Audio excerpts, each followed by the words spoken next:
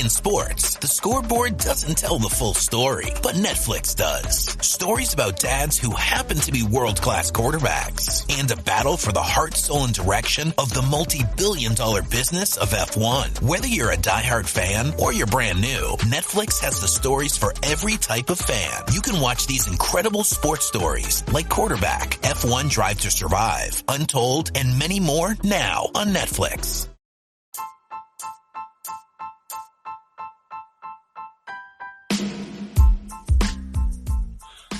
Welcome to the Scarlets Supporters Pembrokeshire podcast. Okay, hello and welcome to this week's podcast with me, Lee G, and my main man, Martin. How are things, Mart? I'm good, mate. I'm good. How are you doing? Yeah, very good, very good. I think we should let everyone know that it's half-term week, and we may have a few extra guests that kind of pop in and out of the podcast as we go. So, do you want to say hello? Do you want to say hello to everyone? Say hello? No. There was a teeny tiny hi then. Yeah. We're very I think brave. she's gone shy. Oh, bless. So, so lots of stuff for us to talk about this week. Or maybe not talk about, with Scarlets and what have you from last Saturday, Friday. Was it Friday or Saturday? It's Friday, wasn't it? Friday was. Yeah. I'll be honest, I've done my best to kind of block a lot of it out of my thought process, because it was just kind of...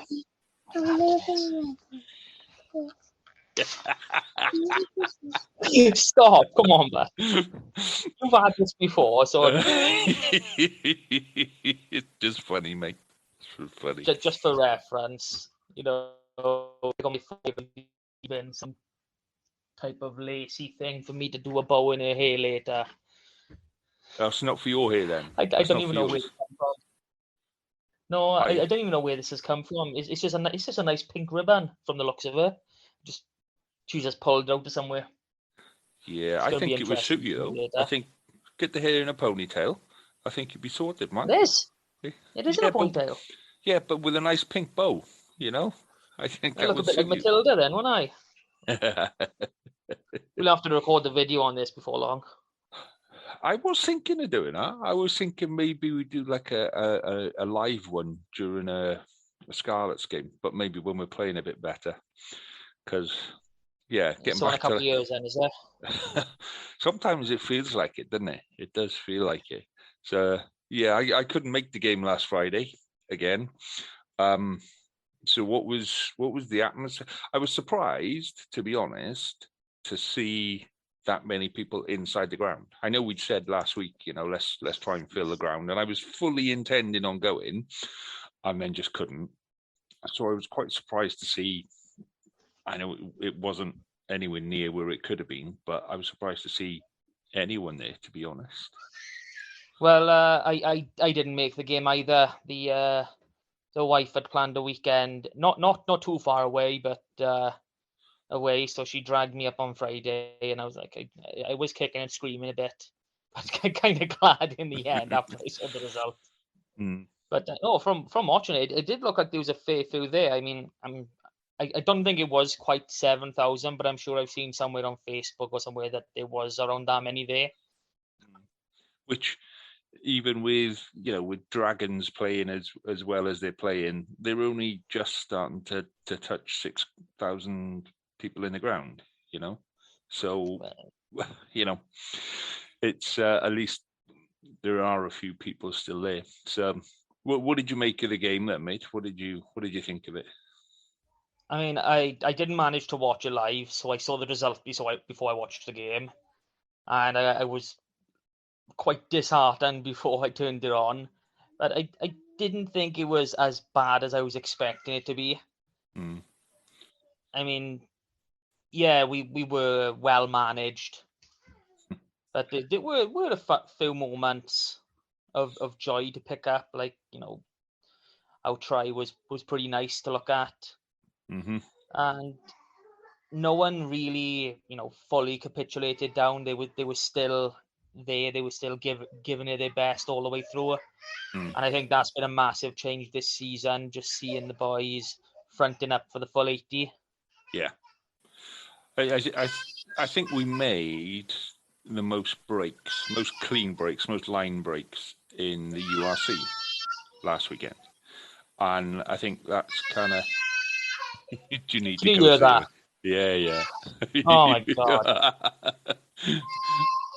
I think she must have just I don't know. This is Daisy now that is crying. She must have just woken up or something. I'll go see if I can Yeah, go on, mate. You go. stick something on the TV for her or whatever. My sincerest of apologies. I could just see your face turning and it was like, oh no. That's cool, mate. Is she okay? Yeah, she's fine. She's just woken up. She's fallen asleep on her sister's bed, and her TV show was no longer on TV, so she's having a bit of a meltdown. Serious stuff, man. That's serious stuff. Oh yeah. Right, I'll make the most of it there while it's quiet. So, yeah, I think we made the most line breaks in the URC against Leinster, and there were bits of that game where we were actually okay. I listened to a Leinster podcast this morning, and they were saying how dreadful we were, this, that, and the other, and I'm like, that's a load of rubbish, actually, because when you're sitting on top of the game and you're the best thing since sliced bread, it's very easy for you to be critical of other people. But I think we made more breaks against Leinster than any other team has done for most of last season.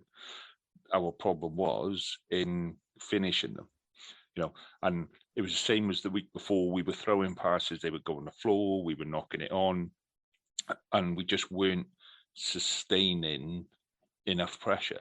If we could have looked after the ball and just held on to the ball longer, I think we would have put them under some real pressure, because we did make a lot of breaks. I thought our line out was it just went to pot. And I've got no idea as to why, whether that was Leinster kind of working out what we do and getting up in front, or, we are missing two of our key line-out specialists in Sam Lousy and Fafita. So, I don't think it's as bad as it sounds. I don't think it's all doom and gloom. I think there's stuff there that we need to address, but I think if we put our full first 15 on the park, I don't think we have many issues. I think it's below that we have issues. And how many times in a season are we going to put our first 15 on the park? Maybe the first game of the season, if you're lucky. Maybe, do you know what I mean? So I think that's probably where the issues are. So I thought Combi played well again, and then I say he played well, but then he goes and makes a couple of stupid knock-ons, from catching a high ball. And I think that's the frustrating. And you could go through the whole of that side and go, I thought they played well in a little bit. I think they played well in another little bit. Do you know what I mean? There wasn't enough for everyone made a few mistakes, and you add them all together, and all of a sudden you've got a bit of a drubbing, especially when you're against Leinster, isn't it? Yeah, well, I totally agree with you on most of the things, and I'd even say with our line out that Blade has been, one of our main catchers in the line out for well over a season. So add him into the mix, and that's three men down. That's basically your entire line out.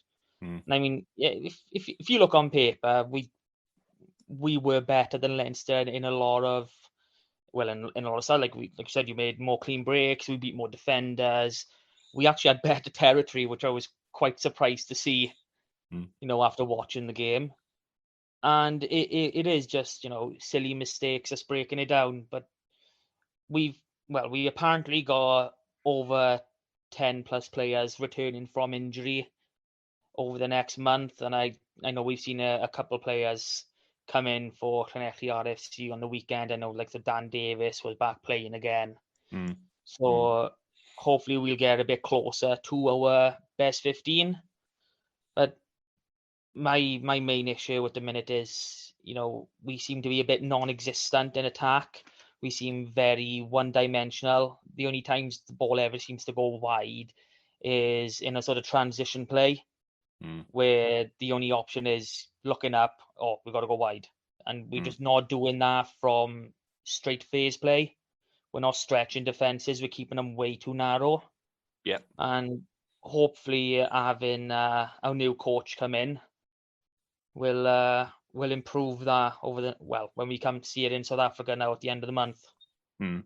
I think you're right that when we were carving people apart, we were doing it with confidence and we were going wide early and then punching holes down the middle. And I think so much of it comes back to confidence. Even at the start of the season, Ulster and Ospreys, we were throwing that ball around for fun. We were scoring tries for fun. And everyone was saying, you need to work on defence. And you can see there's been an improvement in defence. There has. The intensity is there. And when we're defending actually quite well. I think we're defending about 3 or 4 meters back from where we need to defend. But, with that tackle, when we come into a tackle, we need to be driving back and not accepting those 3 or 4 meters. But it does seem like we've lost the way in attack. And I can't see how you can forget how to catch a ball. Do you know what I mean? I can't see how when someone's throwing an inside ball, and it's not a difficult ball to catch, you just put your hands there, and you do this from the age of like 6. You put your hands out, and it comes in, and you grab hold of it, and you've caught the ball. It's a simple process, and the amount of balls that were going down just flummoxed me. It really did. That, don't get me wrong. I picked up a lot of stuff in what Leinster were doing, just completely. If anybody else was doing it, they'd be raked over the coals. When their forwards are in a ruck, virtually every ruck is sealed off illegally. Player comes over the top, he's not supporting his own weight, he's on the floor, and then as a player comes into contact, he uses the base of that player to support his weight. He is not supporting his weight, and he is sealing off. And I picked that up about 7 or 8 times through there. And once you start seeing it, you go, right, that's sealed, and it's not they're getting away with it. Somebody in commentary said, they're working the fine margins of a ruck. So no, they're not. They're the wrong side of where the law is, but what they're doing is they're presenting the referee with a picture that says, actually, we're doing okay. So there was a lot of stuff there that A, should have been ref better, and it should have been more of a contest, but B, when we're making those breaks, we should be capitalising. I think there were 6 breaks that we made that we were 1 pass away from a try. Yeah. And they were, Combier again kicked, it went infield, it bounced wrong. We nearly scored from behind our own line. We ran the ball length of the pitch, we nearly scored. So it's not as bad as people are making out. I really don't believe it is. And I think a lot of it is down to confidence and bringing in players who probably should have been blooded last season or season before or whatever. And I think this is where we need to take a leaf out of the books of Leinster and Munster and Ulster, is when Leinster are playing well, so that they had 3 boys on that pitch on Friday night on debut. Yeah. So they come through the academy and they come through and they develop. They're playing a lot at a lot higher standard a lot earlier. And when things are going well, they throw those boys into the team. And those boys are in the team and they're competing for first team place. They're not putting and gone, okay, you can have a game against the Scarlets and then Zebra and then sit out for 3 months. They're in there and they're told, that if you play well, you stay in the team. So here's your opportunity. Go and fight for your shirt, you know. And I just think it's that second layer down that we don't have. And with the best will in the world, asking somebody to step up against Leinster when they've played 40 minutes for Carmarthen Quins against Llandudno or whatever is a big jump. Don't get me wrong, people like you say, like Dan Davis coming back from injury, need to get on a park somewhere. So yeah, that's ideal. But we need to find a better way of developing a second line, develop the squad to a higher standard so that when we lose a couple of players, straight away you go, okay, well, that's not a problem because so-and-so can come in and so-and-so can come in. And I've in my head, I know how to solve it, but we'll save that one for next week. I don't want to go through it now, but there is a way of solving this, and hopefully, like you just said, Lee Blackett from Wasps may well be a big part of the solution. So let's have a chat about him then. So what do you make of him? What do you know about him, and what have you? Okay, I'll start with what I know. And he came through the Rotherham Titans Academy as a player, as a centre wing. I think he holds the record for the fastest try in the Guinness Premiership. Yeah, something like 8.3 seconds, something like that. 8 seconds, isn't it? Yeah. I've looked at his coaching career, and as a professional coach, he's been involved for 10 years. He started off as a player coach with Rotherham. He then went on to be their head coach for 2 seasons. And in those 2 seasons, they played well out of their skin. They made the English Championship playoffs at the end of the season in both those seasons. And, the season before, they were bottom half. And ever since, they've been relegated 2 divisions since he's left. And so we move on to his Wasp period. Started as a backs coach for, I think it was 4 seasons. But he came in to replace Stephen Jones. When Stephen Jones came home to be Pivac's coach, that's when Blackett took over as backs coach. So he took Stephen Jones's place. So yeah. Yes, he spent 4 seasons as the backs coach. I got the 8 quotations up because, assistant coaches, they move around depending on, how your head coach feels most of the time. He started the 2019-20 season as backs and attack coach before Dar Young eventually got told, you're running us into the ground. And he spent 2 years as head coach with Wasps. So there is some pedigree there. There's a fair bit of experience. And the time he has been with Wasps as a head coach, you look at where they were when Dar Young was leaving to where they've been over the last year or two, and there is a bit of improvement there. So it can only be a positive thing. I'm more hopeful than I am anything else.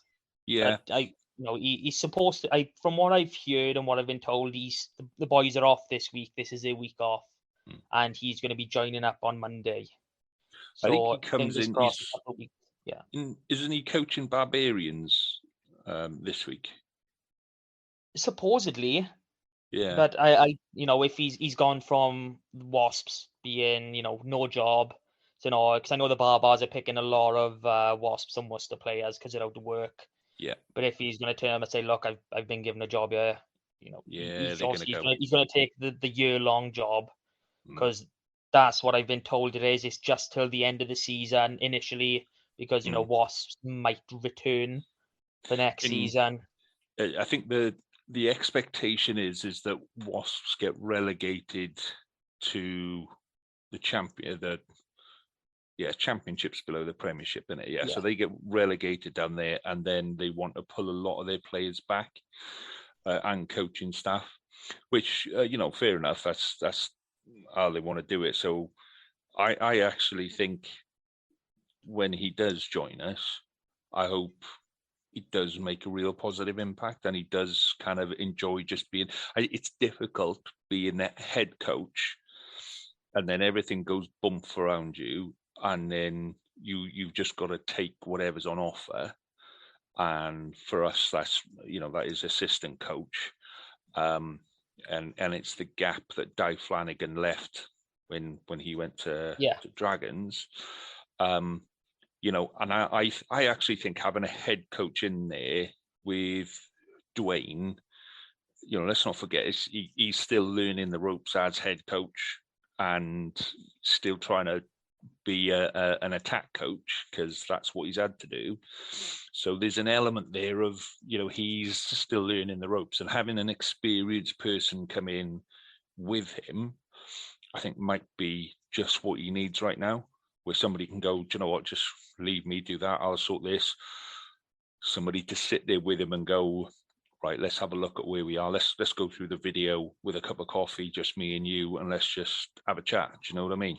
I think there's been a lot of pressure on him and a lot of expectation on him to turn around a couple of years of really poor performances.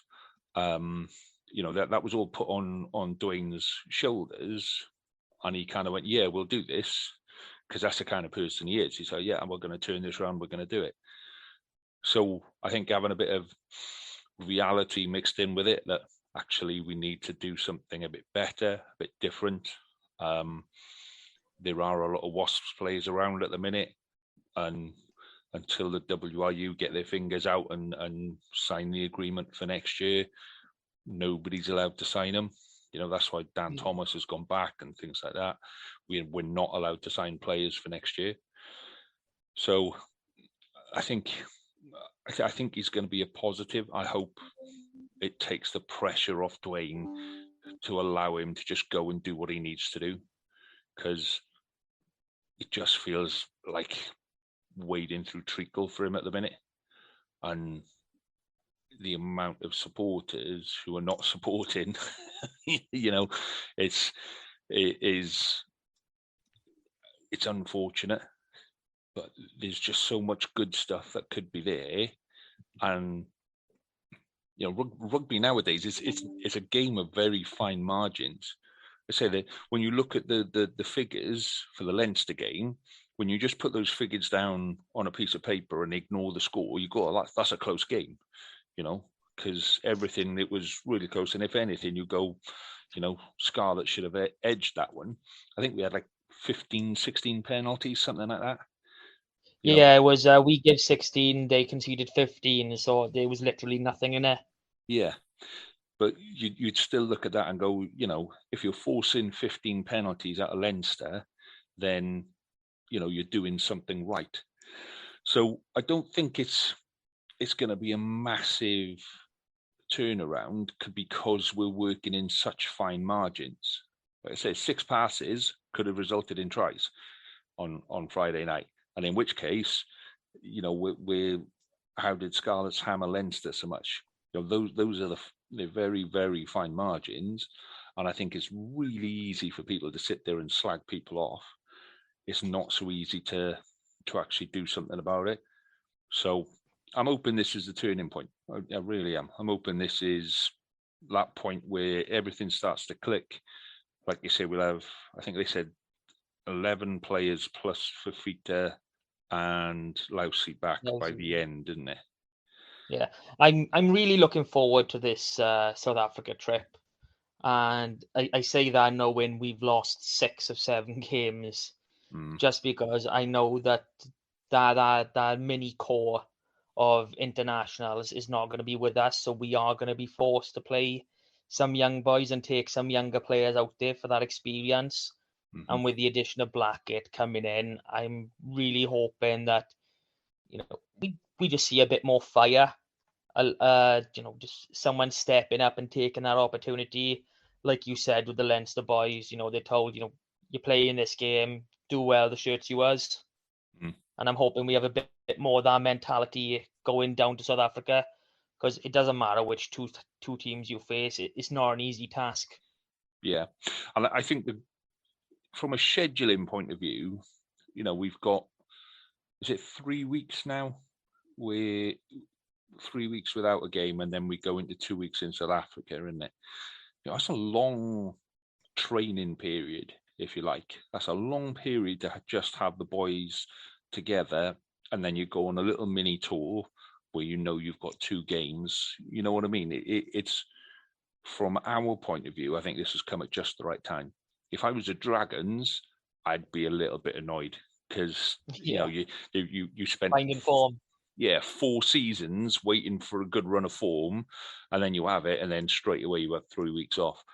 So I think this has come at the right time for us, and a little bit of, let's not forget when we went there last year, was it the Lions we played first of all, where we should have. Who did we play out there? We played the Lions and Stormers at home, so it would have been the Bulls and the Sharks out there. Okay, well, whichever one we played first on the Friday night, we were in that game with 10 minutes to go, and we probably should have won that game as well. And then the second game, we just lost so many players in that first game that it just wasn't going to happen. But I think having that many players together away, middle of November, go spend 2 weeks in South Africa. Don't mind if I do. Thank you very much. Will I need my brolly and my raincoat? I don't think you will. It's South Africa. Go enjoy. Do you know what I mean? It's a nice kind of break, a nice kind of like, let's just forget what's gone before. Let's start again, and let's really build. And the boys have got it in them. Definitely got it in them. It's not just going down to South Africa to have a break. They know that this 2 weeks, there's no expectations whatsoever. And then we go into the 2 weeks of the European Cups. And we can literally say, this next month of games is just about getting our performance levels right, getting our, I can't even think of the word now, just setting things in a good place for when we have that Boxing Day game against the Ospreys, because that's going to be the first game that they have expectations put back on their shoulders. I think there's enough players there with enough quality and enough experience to do it. The bit that concerns me now, and it did when we were playing well with Pivac, we didn't see enough boys coming through, even under Pivac. He kind of spent half a season finding his first 15, and then that first 15 was pretty much solid till the end of the year with a couple of injuries. Somebody would come in and drop out, but it was, he had a good core of 27, 28 players, and they more or less were fit for the entire season. And we didn't lose many to international duty, and it was a tight bunch of boys that were there together. But I think that's what's kind of crucified us now. There was nobody. We didn't go there and go, right, okay, who's coming next to follow this? Let's bring them in. Do you know what I mean? And the only person that's really come through now has been Costello. Costello's had a good season. You could argue, Combe probably came through last season and this season, but we need to have like 5 or 6 boys on the edge there going, and actually they're pushing for a place, like Tuipulotu, when he comes back in, he needs to be pushing for a place. And it's bits like that you want a whole raft of players go in, I'm going to challenge for that first team position, because if I'm not getting it, then, I'm going to work harder until I do. So the one player that I would have expected to come through now is Josh Hathaway, and by all accounts he's gone to Gloucester, which is it is a loss. It is a loss because he is a cracking player. I've seen him play a couple of times, and he is a cracking player, and he would have been an excellent back 3 player. But that's what I mean. We need to have at least 5 or 6 players coming through, and we're producing 1s and 2s each season. So Well, it's not even about producing them. It's just having the boys there to put that pressure on the actual first team and even the squad players. So, I mean, I'm quite surprised we haven't seen a bit more of Eddie James already this season. I know he's had a bench. I can't remember if he came off the bench, but we've got three young centres in Joe Roberts, Eddie James, and now there's a Yesing William. He's another young one who's been putting some good performances in for the RFC, and I'm expecting to see them pretty soon based on how our centres are being injured and lined up. But we've talked quite a lot about Corey Baldwin this season, and he is an outside centre and he's had one opportunity. It seems to be a bit of reluctance to try these boys. And I think that's that's a difference between us and the other sides at the minute, is we're not confident enough to try some of these other players who have probably done enough. I think Joe Roberts is injured, isn't he? Is he still injured? Yeah, he's still out. He should be back within a few weeks, I'm hoping. Christmas, I was told last time. When you Christmas, Christmas is what I was last told. I think it's been a few weeks. Injuries go either way, especially the long ones. But I haven't been told anything different when I've asked the question. Okay, so because he was really starting to push on at the end of last season and challenge. So hopefully, like you say, with another 10 players coming back, if we can avoid injuries for a while, we may well go into that European Cup Championship thing feeling quite good, feeling quite positive. And it would be nice to feel positive for a change, Yeah, I think some of the boys in the squad have got a bit of a point to prove as well, especially being overlooked for the autumn campaign. I mean, I'm talking about, McNichol, Combia. I mean, I can add Patchell and Gareth Davis into that, but they haven't exactly been playing well. And I was really, I was a bit upset not to see Harry O'Connor named, because I thought he's been playing excellent this year. And with all this emphasis on being a homegrown player, not a homegrown player, but a home-based player. And I understood it in the summer when they picked Sam Wainwright ahead of him, because he had that little bit more experience. But I can't make that same argument right now. I think this first block of games, Harry O'Connor has been more or less a shining light for us in our forwards, same as Stefan Thomas. I think those two boys have been absolutely incredible, and Harry can feel very aggrieved at not being in that squad. And I don't think Stefan Thomas is that far behind when, if you take out Wyn Jones' injury.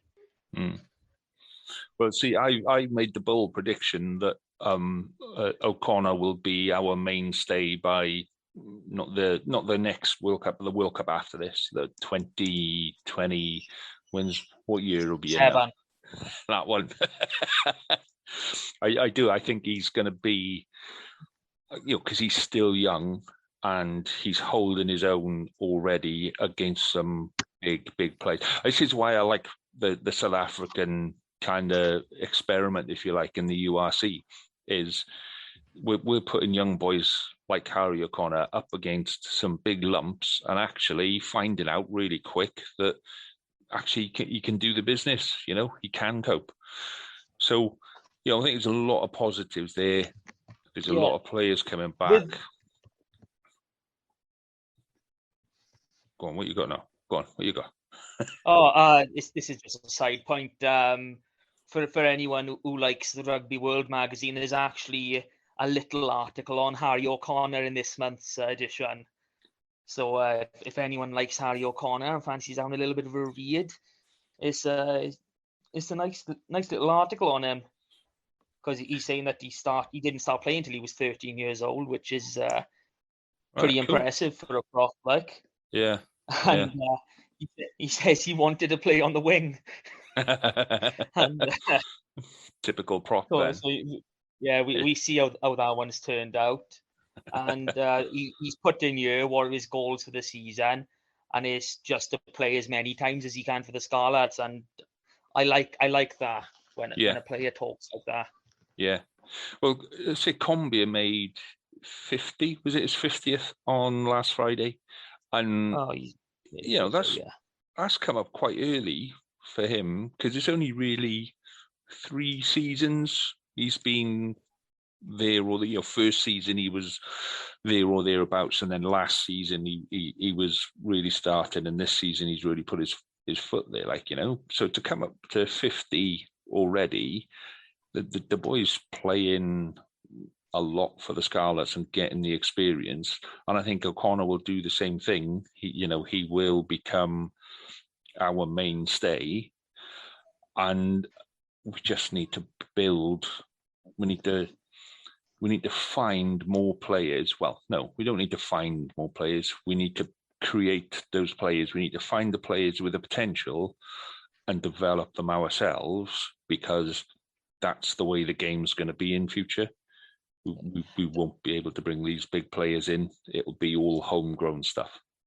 Yeah, that's one of the issues I've got with the development pathway at the minute. I mean, they're telling boys at 15, 16 years old they're not good enough, and then they just leave them in the wind. I mean, if you look at just the Scarlets region, we've got 5 Dewar Shield sides, which is, about 150 boys at the age of 15.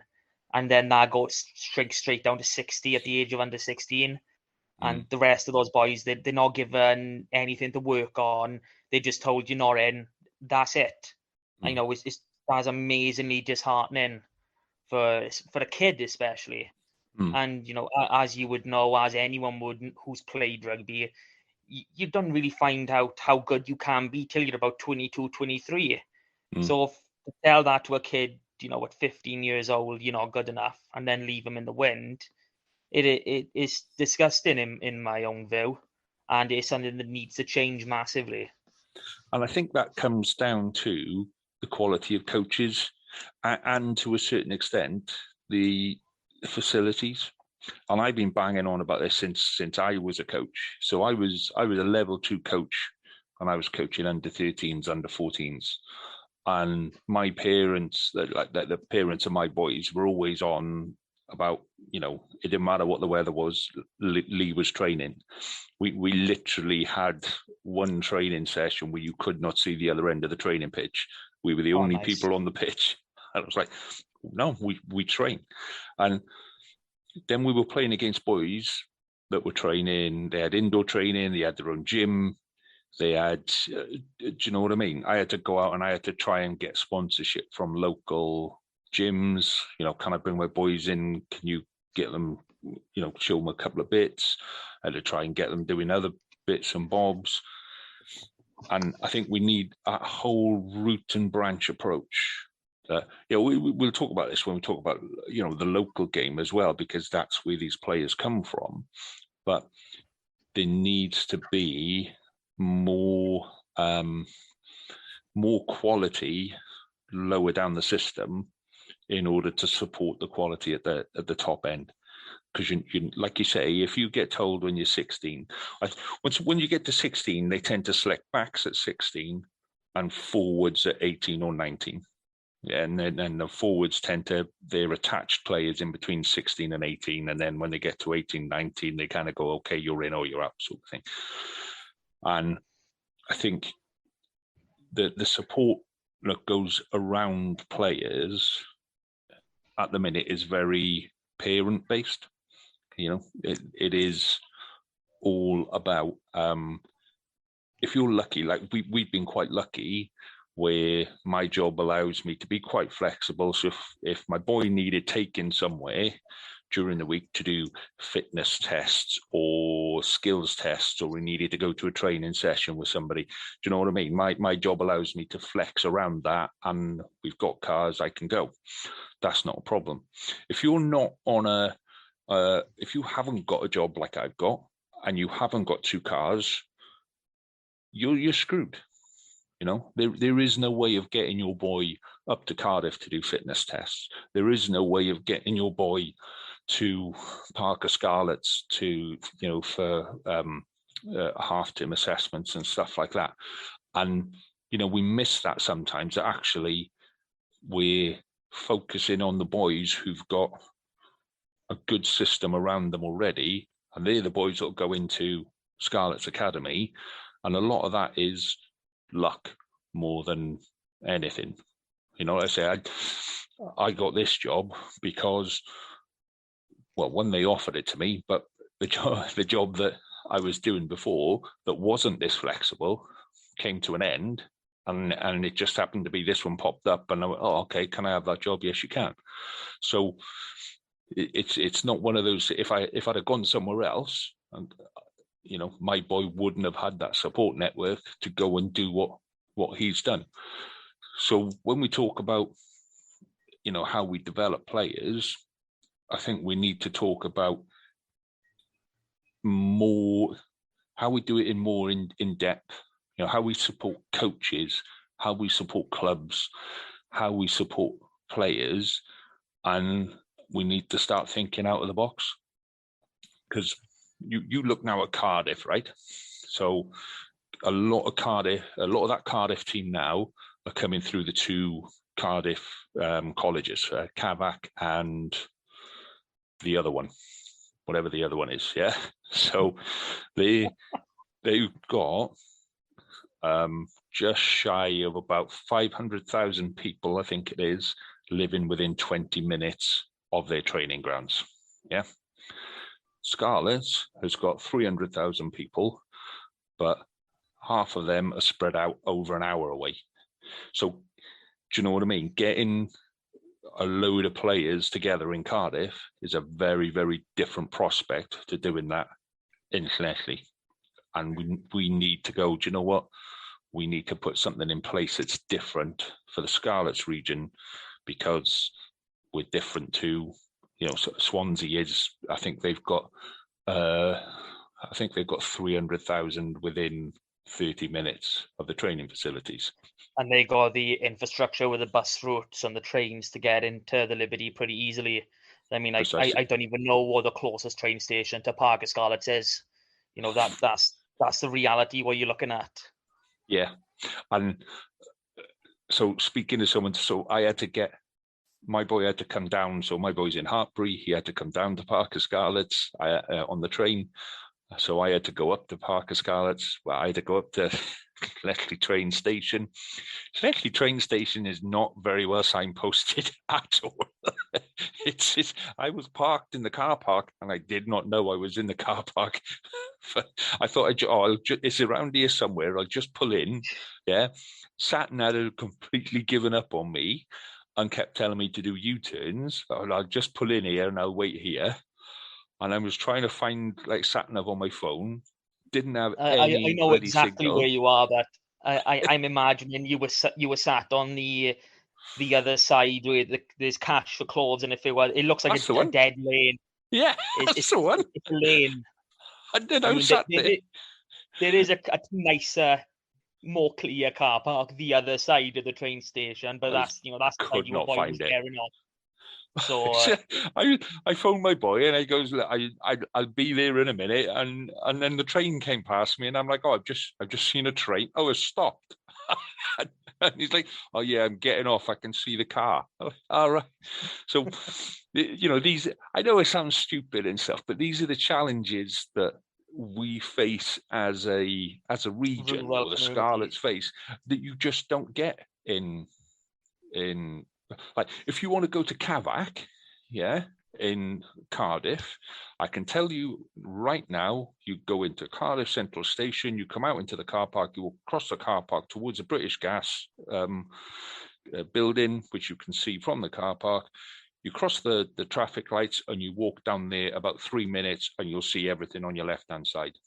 Yeah, that's how it's literally the city centre, and anybody and everybody in Cardiff can get in and out of there so easily. They've got a 4G pitch. They've got an indoor training facility. They've got 3 gyms that they can access. They've got all of that stuff there, and we need to think, right, how do we get that for boys in Cardigan and Aberystwyth? How do we make sure that the boys in Fishguard and Haverfordwest and Tenby have all got an equal opportunity to develop themselves and the coaches around them up to that same standard. So that went off on one, didn't it? That went off on a different journey. Just a little bit. I think the all-around feel is to bring the base standard up higher to everyone in the country, regardless of if you live in 100 miles from a city or you live, a yard away from your nearest pitch. Yeah, I think it's all about having that opportunity to develop yourself. And like you say, if you are dropped at 16 or 18 or 21, that you've got a genuine opportunity to get yourself back into recognition. So, yeah. So that's our review of the Leinster game. So let's have a quick chat about local game from last week. Game. The local game. So there's not that many to go through, sadly. Well, it kind of follows on from the end of that conversation, really. I mean, I counted 6 games that were off for one reason or another. So I've got Crimmoch and Velin-Foyle. Velin-Foyle couldn't race a team. Aberystwyth, Pencloud. Pencloud. So I think Pencloud couldn't raise a team, but I think that game is going to be replayed because it wasn't classed as a walkover. So I'm not sure on that one. Whitland couldn't get a team against Newcastle Emlyn. Pontyberem couldn't travel to Milford. Fishguards didn't travel to Bury Port. St David's. Now, I thought St David's are doing quite well this year. Yeah. But they couldn't get a team to travel to Nantymoyle. Was that it? Yeah, I think that's all I've got there. I've got in the youth section now, I've got a walkover with Bangor over Haverfordwest, but I don't know if that is, a postponement because they couldn't raise a side. Because then directly below them, they've got Cumgores and Whitland been postponed as well. And that clearly says postponed. So I don't know if the walkover was they got over 100 points and they ended the game. Right, okay. Yeah, a bit of a weird one. But I think what it shows is that cup setup, don't get me wrong, I'm all in favour of trying something and seeing how it works. I think that's been 3 seasons now.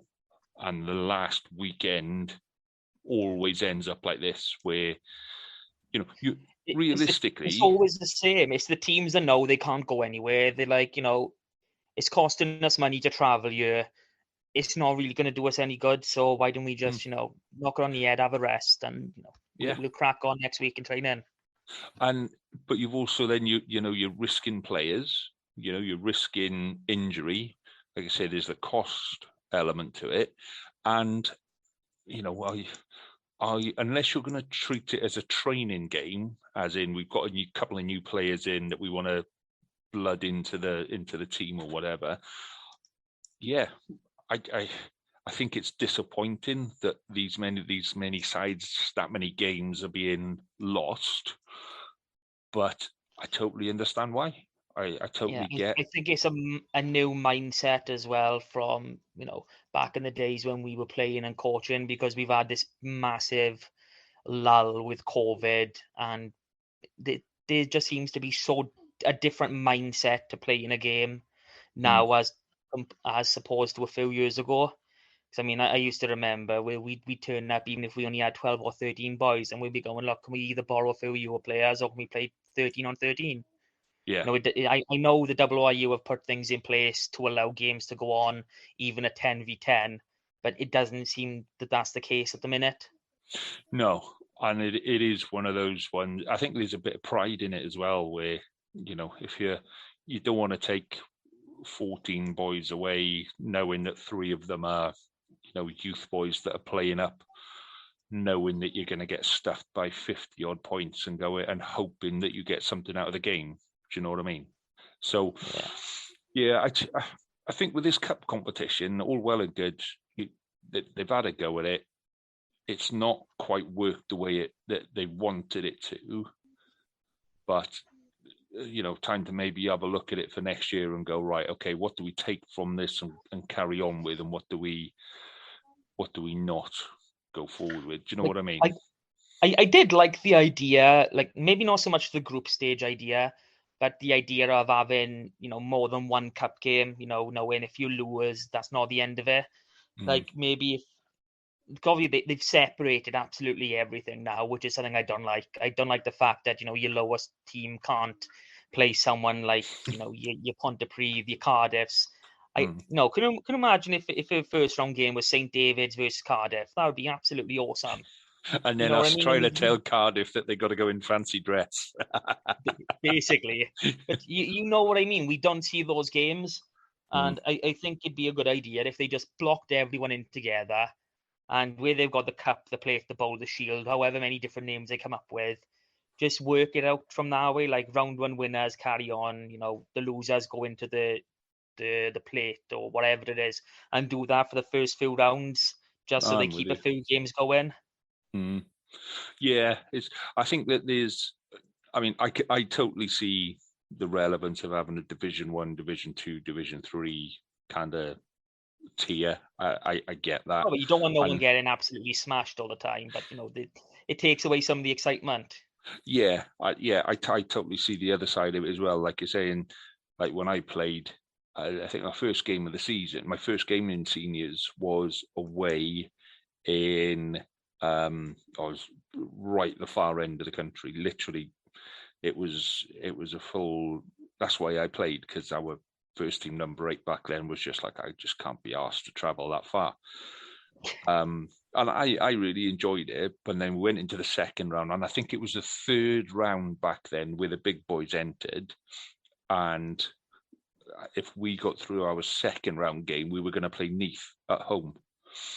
And I was like, oh, right, training that week, there was like about 40 odd boys there, like, so it definitely does. I mean, we got stuffed in the next round of the cup, but, Don't matter. Yeah, for a few moments, I think it was 1.5 weeks worth of, if we get this game right, we play Neath at home. Wow. So, yeah, and you need that, especially in a small club. You look at somewhere like Langham, if they were playing, one of the big clubs, that would make their season, financially and play-wise. Mentioning Langham as well, their youth side has been absolutely on fire this season, because they won their cup game at home to Carmarthen Athletic. And if you think Langham and then you think Carmarthen Athletic, they've got their own barn, they've got all these facilities, and they're shit hot at the minute. If we can edit that in. No, we'll leave that in. No, I think with Langham benefited from Neyland folding. And I think they pulled a few players from Milford and a few from Pembroke Dock and a few from Hartford West. So, because I know they lost a couple of their big players to Narberth season before, but then when the other sides kind of folded, they were left standing. They were like a last man standing sort of thing. So, fair play to them. Such a small little club to be able to pull those players in has been, really, really good. And long may it continue. So I tell you something I did see from the weekend, right, which pleased me no end. So on Twitter, Temby posted a Ponte de Lice, is it? Yeah, and I just thought, do you know what? That's a good. That's the way it should be. I'll be honest. When I was playing, I was one of the worst in the changing rooms after the game. I can see it. I can see it right now. Honestly, I can see all your makeup left on the floor, just powder everywhere. It's disgusting. Yeah, the wigs, everything. No, it used to take me a good 20 minutes to calm down after a game, and there'd be tape everywhere, and mud and all of this kind of stuff. When now I look back at it and I think, actually, yeah, I should have had a bit more respect for the club that I was in and just kind of tidied up and done a bit more. So I'm hoping that that's actually the start of something where all clubs, home and away, when you're done, when you're finished, take your bags back to the bus, dump them on the bus, spend 10 minutes in the changing room cleaning up. Job done. What is that? That's not even, you can queue for a pint for longer. Do you know what I mean? But if everybody Yeah, does it, you can even do it on a rotation basis. Say like, oh, it's your turn this week, and you can even go, look, whoever does it, you get a free pint out of it. yeah, You can make it incentivize it. yeah. But I think it should just be, do you know what, this is what we do as a club. Because in the olden days, I say olden days, when I was playing, there used to be 3 committee men who were just in charge of looking after the changes. 3 committee men. Nowadays, you're lucky if you get one to go in and do it, and sometimes it's got to be the coach after go in. All right, I'll stay and I'll tidy up. So I think players can really make a change for clubs here and just go, do you know what, we're going to show a bit of. I've said it's ethos over ego is what I've said. You're never too big to sweep the floor. You're never too big to wash the showers down or something. So yeah, I hope so. I hope that more teams take it on board, and full respect for Tembe for putting it out there and saying this is what we do, and for Ponta del Ice for recognising it. And I hope that kind of attitude spreads, particularly in the youth game. But yeah. So we haven't got previews to do this weekend for local games. I mean, it's kind of a boring one. So I guess the only thing we can really talk about is what's that team that plays in red down in Cardiff? Yeah. Oh. So, I mean, what I will say is I'm getting pretty close to actually going back through all the old podcasts and putting in our predictions into some kind of league table. So at some point over the coming weeks, before it all starts again. Well, for the community game, it's only this weekend off. I think everything's back on the weekend after. So I have got that to do. But before we talk about the New Zealand game, did you see the AGM and Rob Butcher? Did you see it? What did you make of it? Where do you sit on it? The idea of bringing an independent chair in, yeah, I'm 100% behind it. It just makes sense. I mean, we've spoken before, all the people on the WRU board and as such, they're all just committee men from clubs. It is £100 million business. It needs someone who's got that experience and those qualifications to take it on. And the fact that what was it, like 65% of the clubs voted in favour. Yeah, I think that was pretty poor. I don't know if all the clubs were in attendance to vote, but there we go on that. And I know it came out in the news about a week or so ago that they were going to do it. I mean, it probably could have been done with being publicised, for about a month or two beforehand, just to make everyone aware of it, just so people talk about it in the clubhouse as well. And then, I think Rob Butcher is basically David Cameron by here now. David Cameron, let's vote on Brexit. I don't want it to happen. It's happening. I'm going. And that's exactly what Robert Butcher is doing with this independent chair. Well, he said he's got personal reasons and things like that for leaving, but he's still going to be part of the board. So, if he does have personal reasons, then, the bit I don't understand so some of the feedback that came back from clubs was they didn't really know, they didn't really understand, and they waited till the AGM, like you were saying, they waited to the AGM to find out about it. And I'm like, we've just spent the last 2 years doing Zoom meetings and virtual meetings. Are you seriously telling me that somebody in the WRU couldn't sit down and even record a meeting and go, right, this is the proposal, this is what we want to do, this is why, this is how it would affect you, send that out to clubs, and then get some questions back in, let the old fogies argue about it. And old fogies in clubs, I've been a secretary in a club. They're frustrating as hell, but they keep the club going. That they are the boys that mark out the pitch or do the kit bags. They're the boys that get your kits washed. They're the boys that clean your changing room after. So they've got a place within a club, but that they shouldn't be in a position where they're controlling what happens at the WRU. And I think that's the kind of where they're struggling is they have to get those boys on board who, some of them have been doing this for 40 odd years. They've been the core of their club for 40 odd years, and they know what they're doing when they talk to the WIU. They know who they're talking to. They know who they trust. They know who they don't trust. And I go back to what I said before about how we change things in the Scarlets. I think we have to go beyond tinkering now. I think we have to go in and go, right, okay, we got to start making some big changes that we're probably 5 to 10 years behind on already.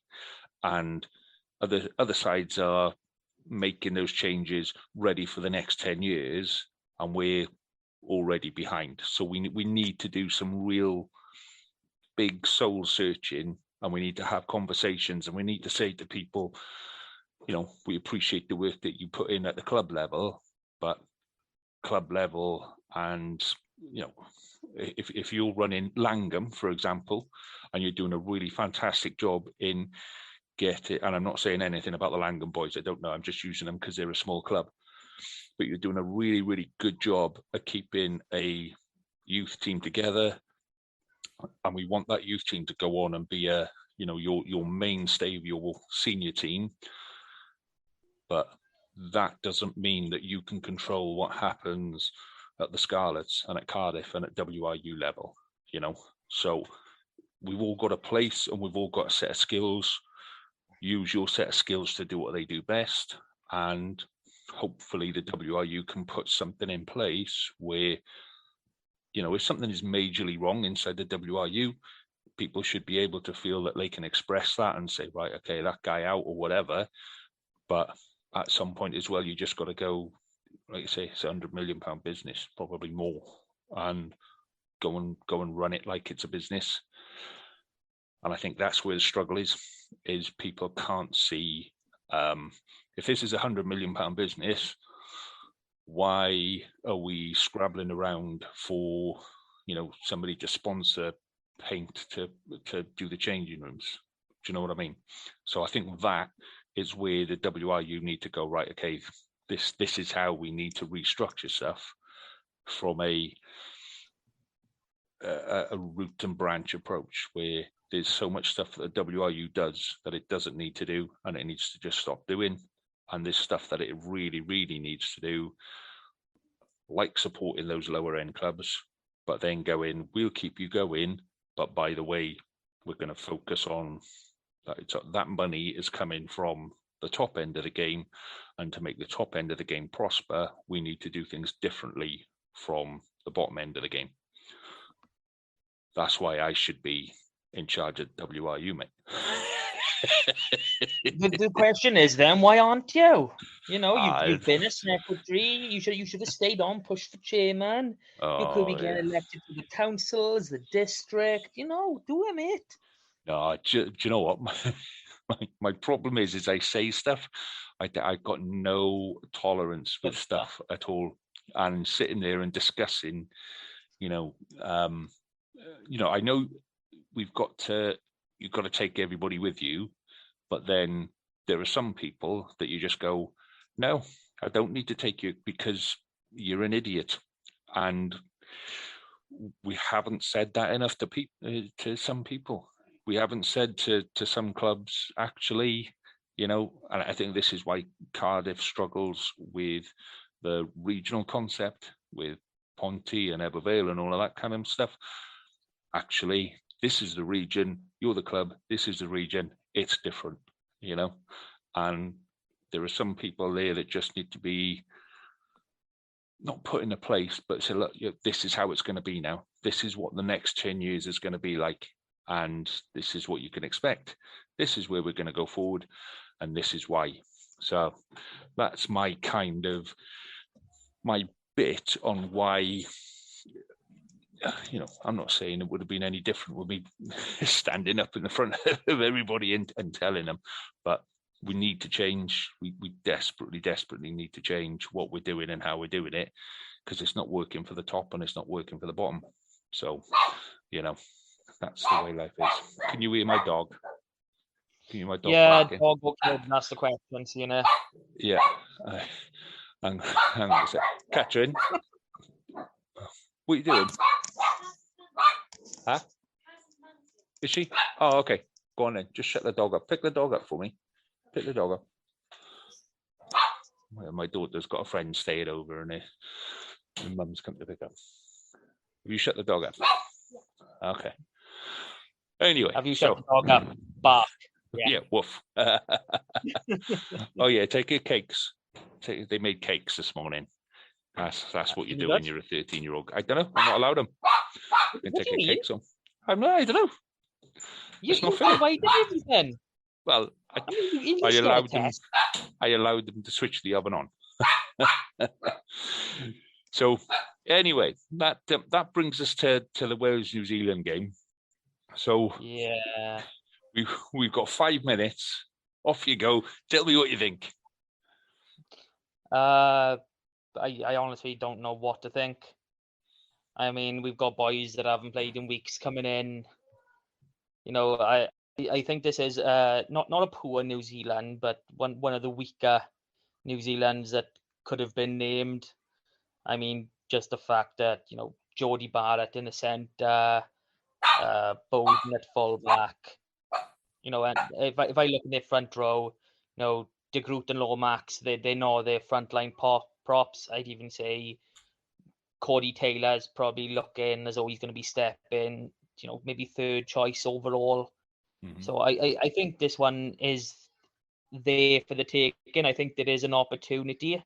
I'm not going to put my house or nothing on it, but just looking through the 23 and seeing where this New Zealand side have been, I do think that there is an opportunity there. The one thing I do have to mention is Rio Dyer is starting, and I have seen loads of people already commenting saying, "Well, he hasn't played for Wales. He's out of his depth, blah blah blah." And I'm like, well, how else is he gonna learn if he's any good? I mean, in all fairness, he is probably the first or second in form Welsh winger at the minute, so he deserves that spot. It doesn't matter if he's played 100 caps or 0. If he's playing the best rugby at the minute, then he should be in that squad, and that's something I think us in Wales haven't seen in a long time. Yeah, well, we haven't had enough players in form. I think that's the bit. You know, we haven't had enough players that are just every time they touch the ball, something happens. And I'm fully behind him playing. I think, like you say, we need to give players like that the opportunity. And if you're New Zealand and you've got Rio Dyer, you know, how are you going to plan your defense against him? Because you've got nothing to go on. You know, how are you going to stop him from playing? How are you going to? We used to know when Shane Williams was playing, but the way to stop Shane Williams was to target Jonathan Davis so that the ball didn't get out beyond Jonathan Davis to Shane Williams, because you couldn't stop Shane Williams. So, you know, they're not really going to have a defensive strategy in mind other than don't give Wales the ball. So I've got a theory for this game, right, that is quite detailed. And my theory is, if I predict a New Zealand win, I can't lose, really. Because if I say New Zealand are going to win and then they win, then yay, because, you know, I picked that one and I spotted that one. Well done, me. If I pick New Zealand to win and Wales win, nobody's going to care that I got that wrong. Yeah. Nobody's going to give a monkeys that I got that wrong and I predicted a New Zealand win. I genuinely think Wales have got probably the best opportunity in 25, 30 years to beat them, just because New Zealand aren't playing well and it feels like a settled squad. So, I mean, I think the last time I actually looked at a Wales New Zealand fixture and thought we can do this was probably back in 2008, and I just haven't felt that way since. The main thing I am worried about is George North at 13. Like, I know he's had a few caps there now and he's played a couple of times for the Ospreys, but he's never really played against a proper attacking team when defending in the outside centre channel. So that is something I am, a little bit concerned about. Mm. Well, we shall find out come 5 o'clock on Saturday afternoon, my friend, and no doubt we'll catch up again next week. And no, we're not done already, are we? We are, mate. We're out of time already. Yeah, I know. No. Oh, what are you going to do? I'll be a dad again now, man. But enjoy the game on the weekend, mate. Oh, my dog's had enough. Enjoy the game on the weekend. I shall catch up with you next week. All the best, my friend. Same to you, mate. See you next week. Cheers, mate. Ta-ra.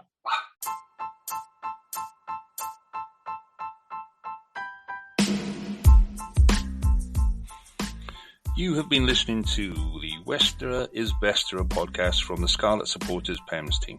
You can follow us on Twitter on Scarlet PEMS, find us on Facebook with Scarlet Supporters Pembrokeshire, or email us on scarletspems@gmail.com. And remember, West is best, but Westerer is Besterer. Cheers. Sports Social Podcast Network.